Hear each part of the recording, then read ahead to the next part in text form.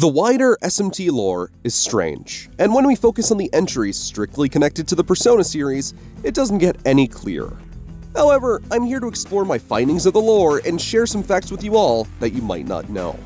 If you like my findings, be sure to subscribe and leave a suggestion about other bits of lore that I can explain in a possible part 4. Anyways, strap in and enjoy! Welcome to the Velvet Room.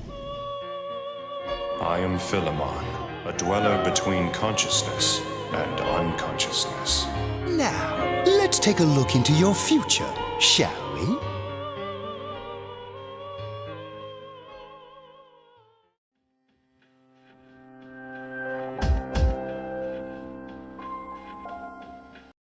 Now, I hate Persona 3 Portable, but love Kotone. But somehow, Kotone fans happen to be so annoying that I need to slander their favorite character with evidence. Kotone is a fucking freak. Just look at these images. Now, do I have to even mention Ken? No, I'm just kidding. Off topic, but her being like this is actually why I kind of enjoy her dynamic with Junpei just like a tiny bit more. It's different from how Makoto is with Junpei, but fun. Since the characters are more similar, they bounce off of each other in a better manner, but that doesn't mean that it just, like, overshines every other aspect of her character. I don't know, Kotone fans are, like, really biased. Like, I understand the appeal for a female protagonist, but I'm just saying, like, Maya's the better character. Is that a hot take? I don't even know. But, yeah, next entry.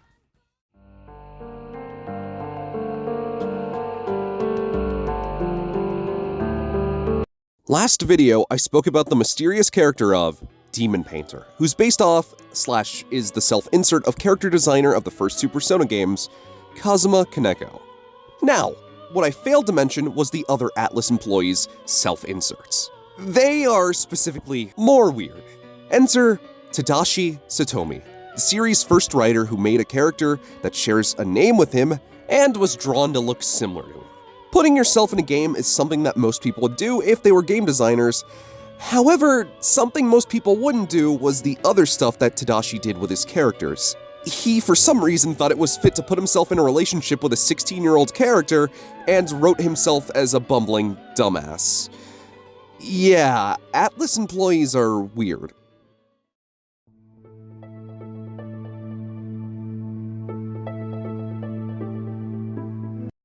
There's been a decent chunk of Persona stage plays, but never a direct adaptation of Persona to screen in live action. However, Persona does in fact connect to some parts of the wider SMT universe. Because of that, that means that there is a timeline of a Persona character appearing in live action. In 1997, Subara Entertainment commissioned a live-action adaptation of the Devil Summoner video game. It was originally broadcast on TX Network in the late-night time slot. It was marketed as a late-night horror drama series and quickly became popular. Around this time, another game by Atlus happened to become popular, Megami Ibenroku Persona.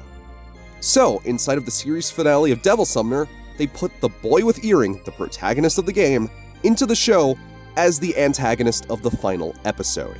Now, with this live-action timeline and the protagonist being evil, this actually implies a few things. Maybe intentionally, maybe unintentionally. The boy with earring is a super-duper senior because he was supposed to fucking graduate in 1996, and he's still in school by the time of 98. Or, you know, the events of the series just kind of happen differently in this timeline. But that's besides the point. This would also imply that this universe's version of Persona 2 would happen a lot more differently, or happen a year later, meaning that Persona 2 would take place in 2000 and 2001 instead of 1999 and 2000. But since a lot of the Persona 1 cast just probably is evil along with the boy with earring, that means that Yukino wouldn't be a part of the cast in Persona 2, and the cast would probably fucking die.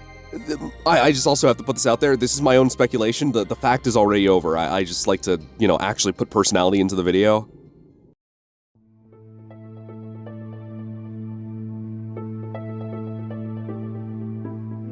The newer Persona games usually focus on one protagonist per game, and we never focus on their serious problems aside from a few sides, which they're only really addressed during the endings, and it's usually an entire group effort of failure rather than the protagonists being human.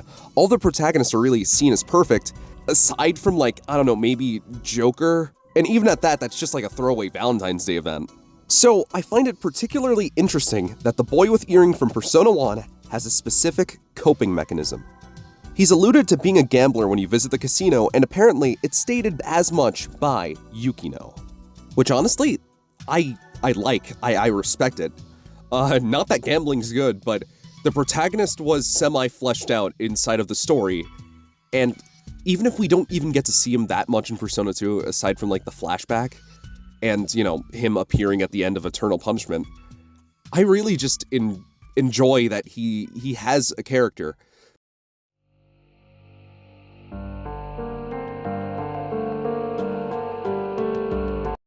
By now, the Persona series is known for multiple things: the social sim aspect, the fighting mechanisms, the protagonist being a wildcard. However, with spin-offs, we have more protagonists that aren't wildcards, which is crazy to say considering in the games we've only had around 6 or... oh, fuck. I'm not saying the other one. We've had about 7 protagonists for the games. But with expanded media, that number quickly rises to around 13. And our pretty surprisingly long list of protagonists that aren't wildcards are Naoto, Shin, Kazumi, Maki, Anna. Kinda? You see, most of the protagonists that I've listed have been characters from former games, and one novel-exclusive protagonist. But as the series was finding its footing, some things changed, and because of that, Maki and Anna are technically not wildcards. You see, they don't possess the full arcana, but can wield multiple personas due to how the universe worked pre-Persona 3. So, it's a little fucky-wucky, but they aren't wildcards, so make of that what you will.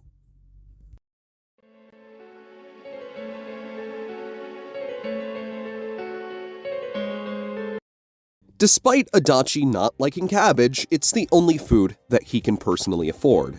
Even saying that he prefers fucking prison food over cabbage. And I know that's probably bullshit, but in some universes, this is different. Like the anime. In the anime universe, he's seen deliberately eating cabbage and, on his own free will, drinking fucking cabbage juice. Now, personally, I think cabbage is good, but to drink cabbage juice, you have to be some real fucking twisted motherfucker. I'd rather gulp down golden dog turds and wash it down with some piss rather than do that. Yeah, it's another reason why, like, the different universes are so interesting to me, because it's like, if I do the timeline that I've been talking about for months, then do I include the manga universes as its own separate continuity, especially when we get to 5, and 5 has like 3 different adaptations? So, this is a question, because seriously, I'm still working on the timeline video and I'd like to know. Anyways, that'll be all for today. And I'll let you decide on what my next Velvet Room Archives video will be. Would you guys prefer an Adachi facts episode or one that only covers manga facts? You decide in the comments. Also, my next video probably isn't going to be for a while since I have to get surgery on my brain right now. Well, not right now, but like on Monday. I know I'm uploading this on Saturday, but yeah. I'd like to also say that my next video is going to be me piecing together the drafts of Persona 4 story to try to see if I can kind of just throw my guess out there to how Persona 4 story was going to be, because Persona 4 is known for having a really chaotic development schedule, since it was really only developed over 18 months, which isn't that long for an entire game to be made. There's already facts like Yukiko being a killer, being the original killer, and some of her dialogue is still kind of strange that way. There's also the concept art, there's also Adachi being a red herring, and Dojima being a red herring, but there's also things like, just a lot of stuff. Anyways, subscribe, and it's been your Hispanic Pappy Meric, and signing off. Have a beautiful day, everyone.